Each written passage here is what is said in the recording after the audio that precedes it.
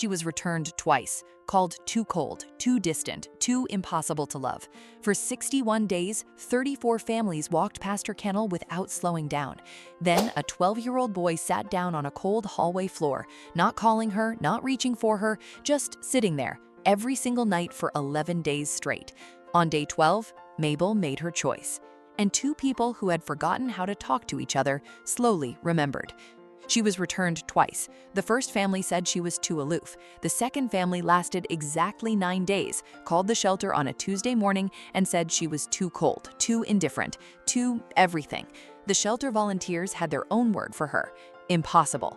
Not as a complaint, just as a fact. Because Mabel, a 10-pound chocolate Scottish fold with a face that permanently looked like she was reviewing a legal complaint against the entire human race, had a system for everything, and she expected the world to comply. She chirped at the window every morning at 6:09 a.m. She stared at the ceiling like it personally owed her an apology. She knocked the same water bottle off the intake desk every single afternoon. Not the staplers, not the pens, always the water bottle, with the calm precision of someone who had thought it through. In 61 days at the Cloverfield Animal Rescue, she had been passed by 34 families, returned by 2. Nobody took her home. Gerald was 68 and had lived alone for 14 months. Not alone the way young people mean it, alone in the specific, heavy way that happens after 41 years of a full house goes quiet all at once. His wife Marlene had passed the previous October, pancreatic cancer. 4 months from diagnosis to the end. The house still smelled like her lotion in the mornings if he stood in the right spot by the hallway closet. He had stopped standing there. He cooked dinner every night, watched the news, went to bed at 10:15, repeated. His daughter called every Sunday, his son called less. He had learned that manageable was enough. Then Owen arrived for the summer. Owen was 12, Gerald's grandson, his daughter's Claire's boy. Had since he was small, back when the house was loud and Marlene made pancakes on Saturdays. But this summer was different. Owen was quieter than Gerald remembered, taller. He carried his phone like a shield and spoke in short sentences and looked out the window a lot during dinner. Claire had mentioned the school year had been hard, of falling out with friends. "He just needs you," she said. Gerald wasn't sure he was what anyone needed anymore, but Owen came, and the two of them settled into a careful silence that neither knew how to break. It was Owen who first saw the shelter post. He was sitting on the couch one evening, phone in hand, and he turned the screen toward Gerald without saying anything. A photo of a small, magnificently round cat sitting in a kennel staring at the wall like it personally disappointed her. Dark chocolate fur, perfectly flat, perfectly round face, perfectly unamused. "She's been there 61 days, Owen said. 2 families gave her back. Gerald looked at the photo for a moment. "We're not cat people," he said. Owen nodded and looked back at his phone. That night, Gerald looked up the shelter address. The volunteer at the front desk didn't sugarcoat it. "She's a lot," Derek said. "She vocalizes constantly. She has opinions on furniture. She knocked over our 1 water bottle 11 times in 2 months. He paused. "She's also the most emotionally perceptive animal I've met in 6 years. Whether that's a selling point depends on the person." Owen walked directly to Kennel 7. Mabel was sitting in the back corner, round as a fresh loaf of bread, paws tucked beneath her chest, studying the wall with the focused intensity of someone conducting a serious investigation. When Owen crouched down in front of the kennel door, Mabel turned her head slowly and looked at him the way a judge looks at someone who has arrived 5 minutes late to their own hearing. Not angry, just noting the fact, filing it away. "Hi," Owen said. Mabel blinked once, turned back to the wall. Owen looked up at Gerald. Gerald looked at the 10-pound cat who had just dismissed his grandson like an inconvenient footnote. He thought about the quiet house, the empty chair at the kitchen table, Owen's careful silences over dinner. He thought about Marlene, who had always said that the things worth having never came easy. "We'll take her," Gerald said. Derek was surprised. Gerald was a little surprised too. If you're still here and haven't subscribed yet, honestly, that stings a little. Hit subscribe. You're going to want to see where this goes. The first week was a quiet disaster. Mabel disappeared behind the washing machine within 4 minutes of arriving and did not come out for 2 full days. Gerald left a small plate of food near the laundry room doorway. Not close, just nearby. By morning, it was always empty. He didn't mention it to Owen, just refilled the plate. On the third night, Owen sat down on the hallway floor outside the laundry room with his back against the wall and a book in his lap. He didn't call Mabel, didn't reach in, didn't make promises or coaxing sounds, just sat there reading in the hallway like it was the most natural place in the world to be. For the next 11 nights, it would be every night. Same spot, same quiet.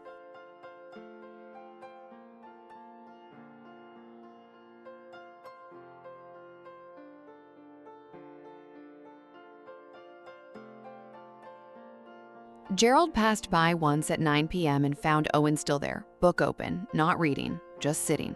He didn't say anything. He went to the kitchen, made 2 cups of tea, and left one on the floor beside Owen without a word. Owen picked it up. Didn't say anything either. From behind the washing machine, 2 amber eyes watched the steam rise from the cup. Some stories deserve more than one pair of eyes. On day 12 at 6:47 in the morning, Gerald came downstairs in his robe, filled the coffee maker the way he had filled it every morning for 40 years, and sat at the kitchen table with the newspaper he still subscribed to out of habit and rarely finished. The kitchen was quiet.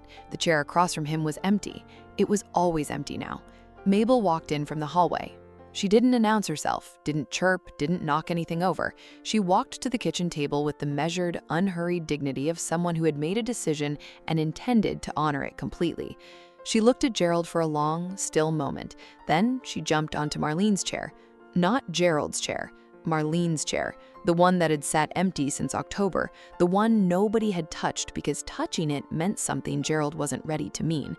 She turned twice, settled, tucked her paws beneath her chest, and her tail drifted slowly, almost lazily, across the edge of the table toward Gerald's coffee cup. Gerald did not reach for her, did not speak, did not move, just looked at the newspaper and turned the page.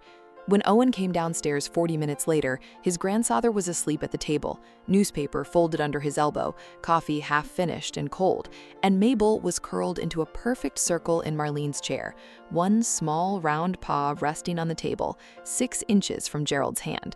Close, not touching. Close. Owen stood in the kitchen doorway for a long moment. Then he went and made more coffee quietly so Gerald wouldn't wake up. Some things deserve to be witnessed in silence. After that, the house shifted, not dramatically, in the slow, accumulating way that real things change. Mabel had opinions, and the household learned them. She disapproved of Gerald's news channel and planted herself in front of the television with the solemn authority of a building inspector.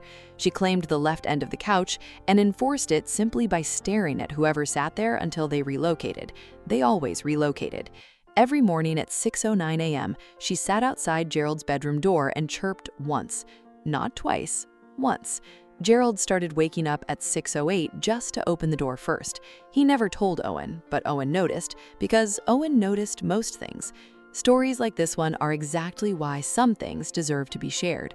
The night Owen got a message from a former friend, the kind that arrives at 9 p.m. and makes a 12-year-old go very still, he came downstairs and sat on the kitchen floor without explanation. Gerald was at the table. He didn't ask, just pushed his crossword to the side.